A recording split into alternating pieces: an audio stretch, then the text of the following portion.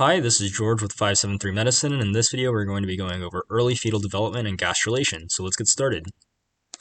The very first thing that we should understand is that this whole structure is called the uterus. So from here on up, it's called the uterus, except for the ovaries. Underneath this line is the vagina. So we have the vagina, and we have the uterus, and we have the ovary.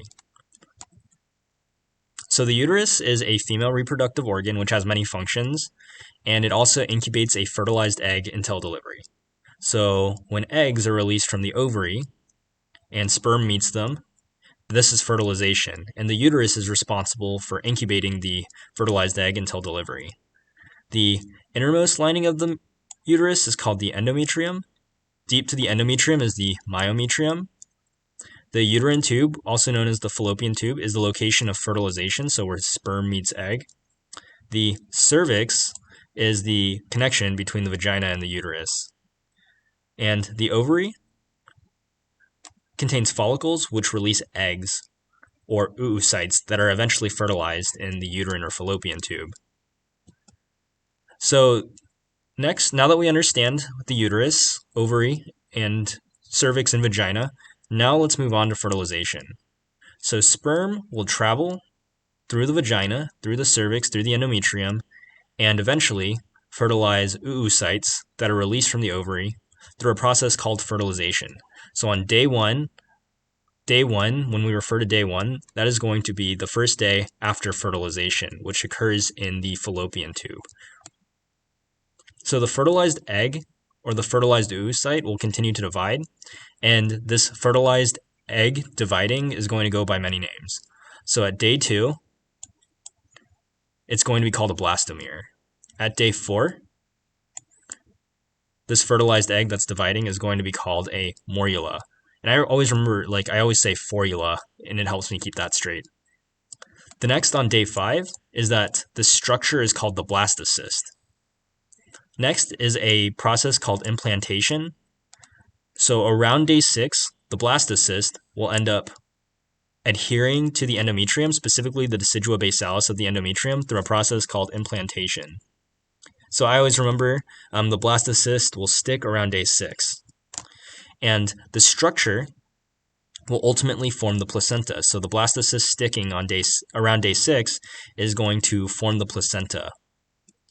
So the placenta is a membrane-bound complex, which is the primary site of exchange of nutrients and gas exchange between the mother and the fetus. So here's the placenta. There's a fetal and a maternal component. The fetal component contains the trophoblast, and the trophoblast has the cytotrophoblast, which is also known as the inner cell mast, which is also known as the embryoblast. So there's a lot of terminology used to describe the cytotrophoblast. But the cytotrophoblast is responsible for making cells of the embryo. The trophoblast is also known as the syncytiotrophoblast. So the other part of the trophoblast is known as the syncytiotrophoblast, which is also known as the outer cell mass. And the syncytiotrophoblast is responsible for secreting beta-HCG to stimulate the corpus luteum to stimulate progesterone release early in pregnancy. So another caveat is that the syncytiotrophoblast lacks MHC1 receptors, and this prevents autoimmune destruction of the fetal component of the placenta. The next is the maternal component of the placenta, which composes of the decidua basalis, and this is a highly vascularized area of the endometrium. And remember, the endometrium is the inner lining of the uterus. So in these two pictures, I want to appreciate a couple of things. The first, we can appreciate the fetus as well as the maternal component. And so the fetal and maternal components of this membrane-bound complex known as the placenta. And we can sort of zoom in on parts of the placenta. And the first part I want to appreciate is the yolk sac. And this is a membrane-bound sac, which is part of the fetal component of the placenta. And this is responsible for blood vessel development and also later develops into the gut of the fetus. The next is the chorion, as well as the chorionic villi, we can appreciate in both of these pictures. And this is important in maximizing the surface area that the fetus has with the highly vascularized endometrium to ensure that there's appropriate nutrients to the fetus. The next is the amnion, and the amnion is really just a sac that contains the amniotic fluid, and the amniotic fluid is fetal urine, which assists in organogenesis and nutrient exchange between the mother and the fetus. So the next thing that I want to talk about is what happens in week 2. Remember, we have the cytotrophoblast, which is part of the fetal component of the placenta, which is also known as the inner cell mass or the embryoblast. So the bilaminar disc is going to split the cytotrophoblast into the epiblast and the hypoblast.